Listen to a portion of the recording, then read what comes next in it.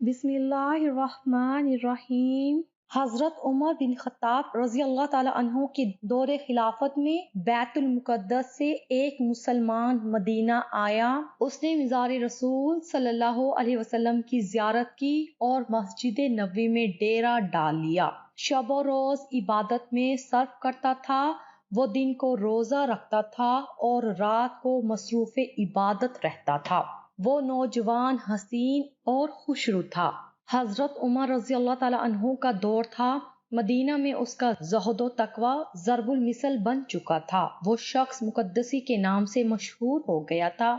حضرت عمر رضی اللہ تعالی عنہ اس شخص سے اس قدر متاثر ہوئے کہ سخت طبیعت کے باوجود اس کے پاس آ کر بیٹھتے تھے۔ اسے کہتے تھے کہ کوئی ضرورت ہو تو مجھے بتانا۔ مقدسی صرف ایک ہی جواب دیتا تھا کہ خالق کے ہوتے ہوئے مخلوق سے کیسے مانگوں؟ آپ بھی تو میری طرح محتاج ہیں۔ جب حج کا موسم آیا اور لوگ حج پر جانے کی تیاری کرنے لگے تو مقدسی بھی حج کے لیے تیار ہو گیا۔ جس دن قافلہ حج کوچ کرنے لگا تو حضرت عمر رضی اللہ تعالی عنہ مقدسی کے پاس الوداع کرنے کے لیے آئے۔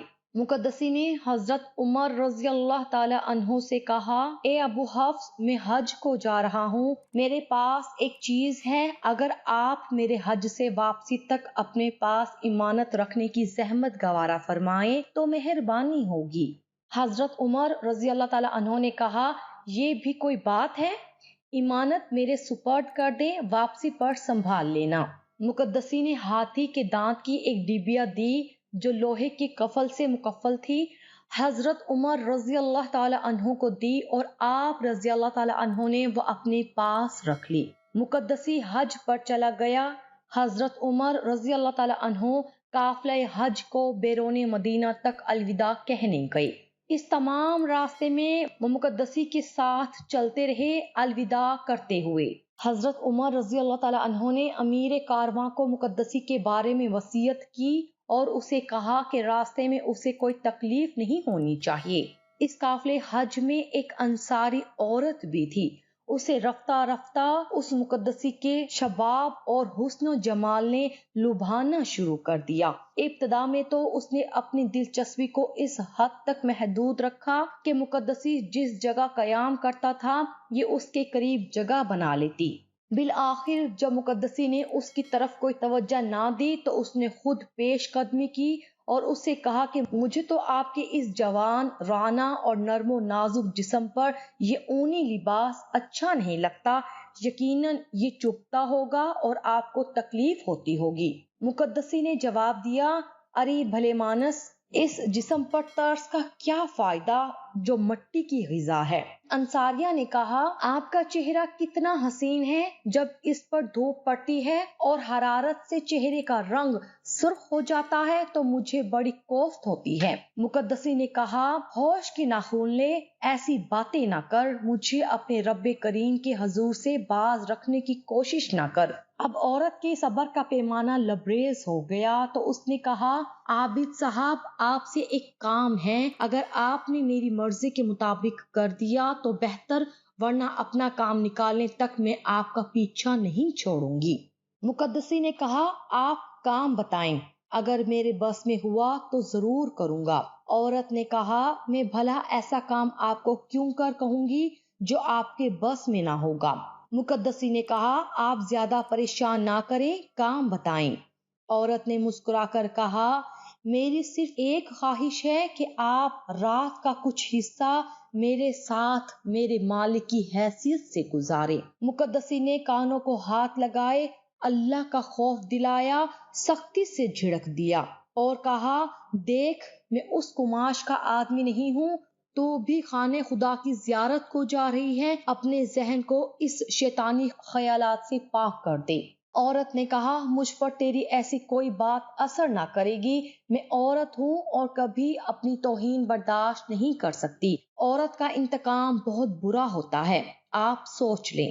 مقدسی نے کہا، تو یہاں سے چلی جا، تیرے دل میں جو آئے کر گزر، مجھ سے اس قسم کی کوئی توقع وابستہ نہ رکھ۔ چند دن گزرنے کے بعد ایک رات مقدسی حسب معمول رات گئے تک عبادت کرنے کے بعد اپنی جگہ پر سو گیا۔ بدنیت عورت اٹھی، اپنی تھیلی جس میں 500 دینار تھے اٹھائی، مقدسی کے پاس جو اپنا سامان تھا اس کے تھیلے میں رکھ کر واپس اپنی جگہ جا کر سو گئی۔ صبح کو جب اٹھی اور سامان سنبھالا تو تھیلی نہ تھی۔ اس نے رونا پیٹنا شروع کر کے ایک ادھم مچا دیا۔ قافلے والوں نے پوچھا کہ بات کیا ہے؟ اس نے کہا، میں عورت ذات ہوں، سفر میں لٹ گئی ہوں، کسی نے میری ہتھیلی پر ہاتھ صاف کر دیا ہے، میرا تو زیادہ راہ اسی میں تھا اور اب میرے پاس پھوٹی کوڑی بھی نہیں ہے۔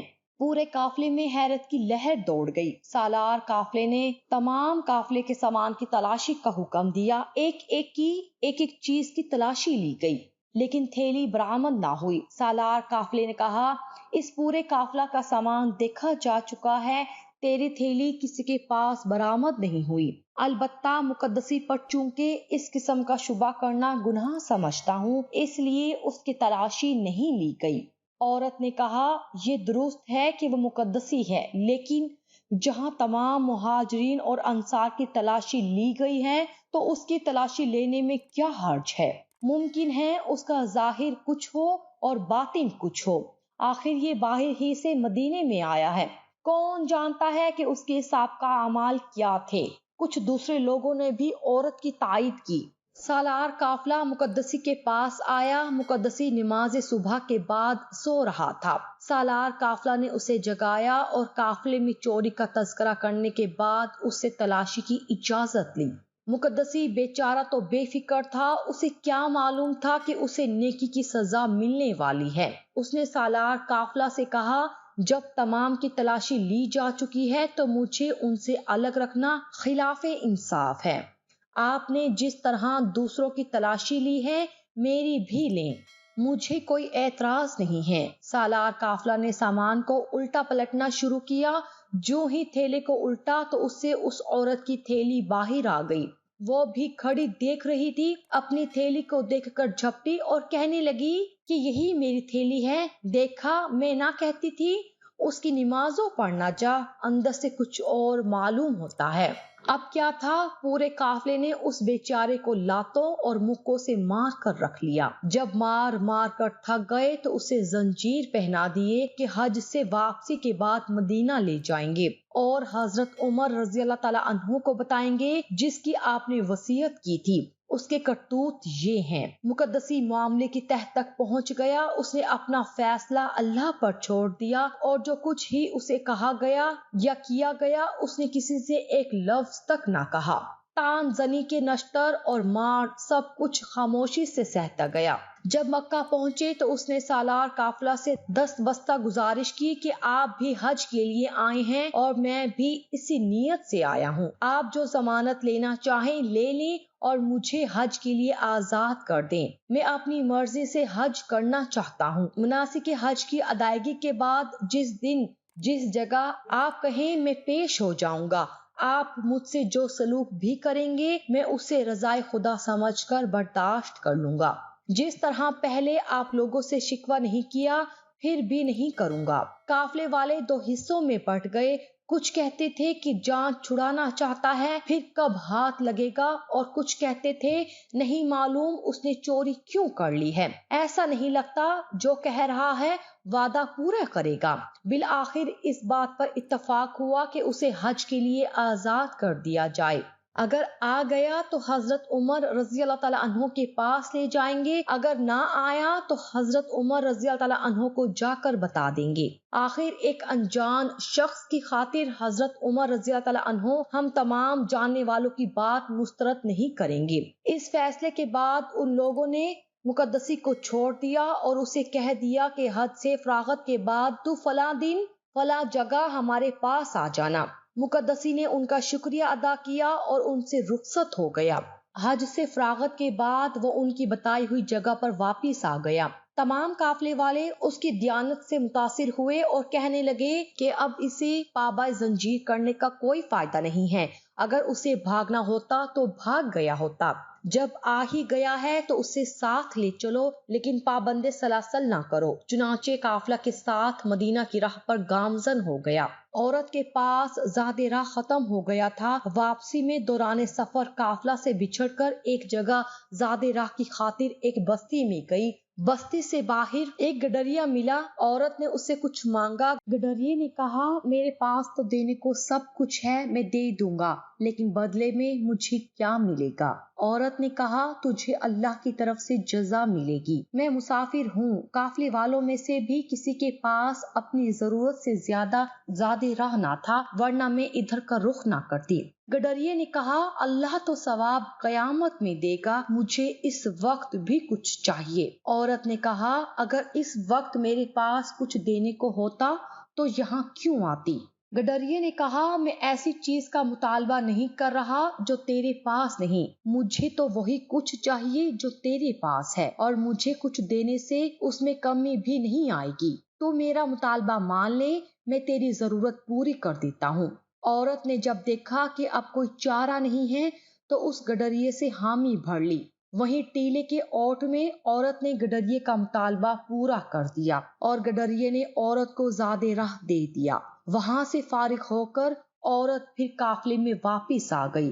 ابھی تک قافلہ سستا رہا تھا، کوچ نہیں ہوا تھا۔ سفر میں 2 یا 3 دن گزرنے کے بعد ایک دن عورت نے رفع حاجت کی خاطر خلوت میں گئی۔ وہ فارغ ہو کر واپس آ رہی تھی کہ ایک ضعیف العمر شخص نے اس عورت کا چہرہ دیکھ کر پوچھا کہ کیا تو حاملہ ہے؟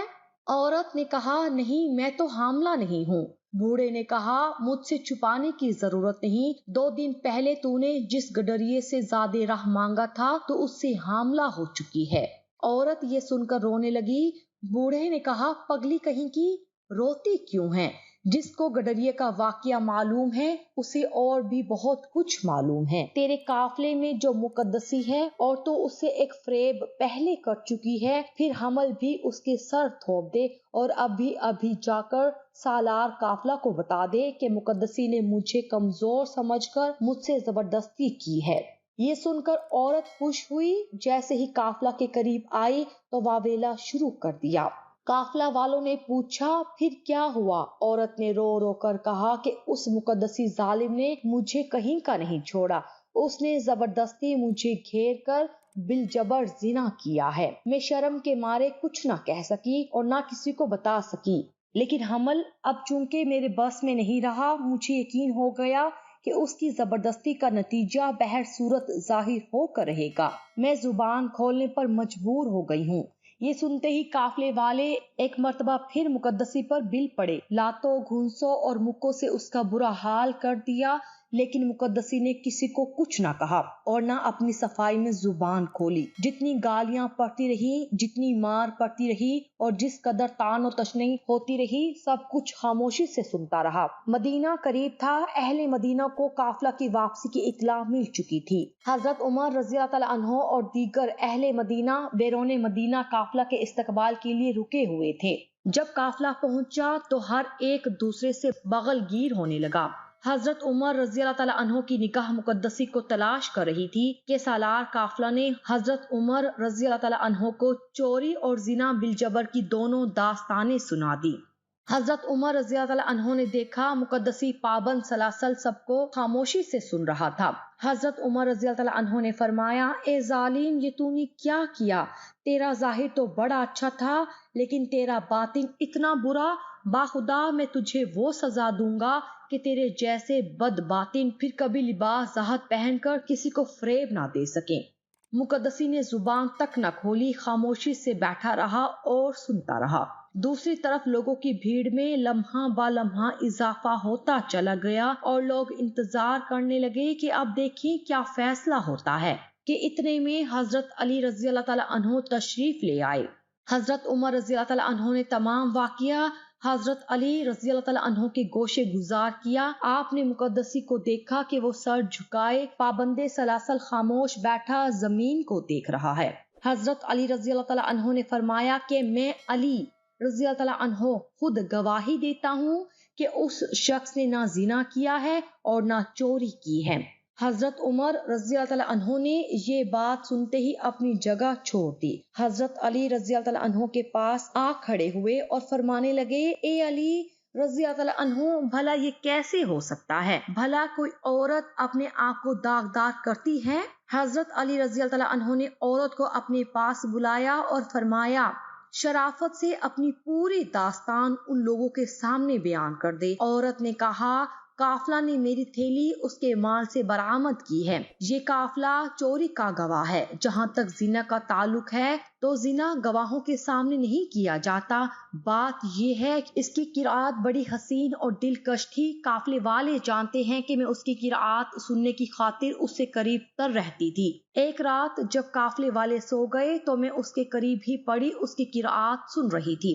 جب میں سماع میں منہمک ہو گئی تو اس نے اچانک اتنی جلدی سے مجھے دبوچ لیا کہ میں ہل نہ سکی اور رسوائی کے خوف سے فریاد نہ کر سکی۔ جب مجھے حمل کا یقین ہو گیا تو میرے پاس اظہار کے سوا کوئی چارہ کار نہ تھا۔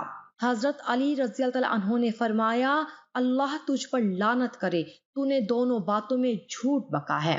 پھر حضرت علی رضی اللہ تعالیٰ عنہ حضرت عمر رضی اللہ تعالیٰ عنہ کی طرف متوجہ ہوئے اور فرمایا، اے امیر المومنین رضی اللہ تعالیٰ عنہ، اس نوجوان نے حج پر جاتے ہوئے آپ کو امانت دی تھی۔ حضرت عمر رضی اللہ تعالیٰ عنہ نے فرمایا، بالکل میرے پاس اس کی امانت موجود ہے۔ حضرت علی رضی اللہ تعالیٰ عنہ نے عرض کیا، آپ ایسا کریں، وہ ہاتھی دانت کی ڈبیا جس پر لوہے کفل پڑا ہے، اس جوان کی امانت دربار میں منگوا کر اپنے پاس رکھیں، پھر میں آپ کو اصل واقعہ سے آگاہ کرتا ہوں۔ حضرت عمر رضی اللہ تعالیٰ عنہ نے وہ ڈبیا منگوائی اور اپنے پاس رکھ لی۔ حضرت علی رضی اللہ تعالیٰ عنہ نے عورت کو اپنے سامنے کھڑا کیا اور فرمایا، اب میں جو کچھ پوچھتا جاؤں سیدھی سیدھی بات بتاتی جا، ورنہ تجھے معلوم ہونا چاہیے کہ میں اس بھرے مجمع میں تیرے سابقہ کرتوت ماہ گواہوں کے کھول کر رکھ دوں گا۔ عورت کا جسم پسینے سے شرابور ہو گیا اور تھر تھر کانپنے لگی۔ حضرت علی رضی اللہ تعالیٰ عنہ نے فرمایا، کیا تو نے فلاں مقام پر اس جوان کے پاس جا کر اسے دعوت گناہ دی تھی؟ آپ رضی اللہ تعالیٰ عنہ نے عورت کے وہ جملے دہرائے جو اس نے اس مقدسی جوان کے جسم کی نرمی اور چہرے کی بشاشت کے متعلق کہے تھے۔ آپ رضی اللہ تعالیٰ عنہ نے مقدسی کے دونوں جواب ہی دہرائے۔ عورت نے کانپتے ہوئے عرض کیا، قبلہ میں نے دعوت گناہ دی تھی۔ آپ رضی اللہ تعالیٰ عنہ نے فرمایا، اس جوان کے انکار پر تو نے اسے دھمکی دی تھی کہ اگر تو نے میری بات نہ مانی تو میں عورتوں جیسا مکر کروں گی اور تو ذلیل ہو جائے گا۔ عورت نے عرض کیا، میں نے کہا تھا۔ حضرت علی رضی اللہ تعالیٰ عنہ نے فرمایا، ایک رات جب مقدسی نوجوان شب بیداری سے تھک کر سو رہا تھا تو نے اپنی تھیلی اپنے ہاتھ سے اس کے سامان میں جا چھپائی تھی۔ عورت نے عرض کیا، میں نے یہ کام کیا تھا۔ حضرت علی رضی اللہ تعالیٰ عنہ نے سالار قافلہ سے فرمایا، جب تو نے تمام قافلے کی تلاشی لے لی تھی اور اس عورت کو بتایا تھا کہ مقدسی کے سوا تمام قافلے کا سامان دیکھا جا چکا ہے، تیری تھیلی برآمد، تو اس نے تجھے مقدسی کی تلاشی پر آمادہ کیا تھا۔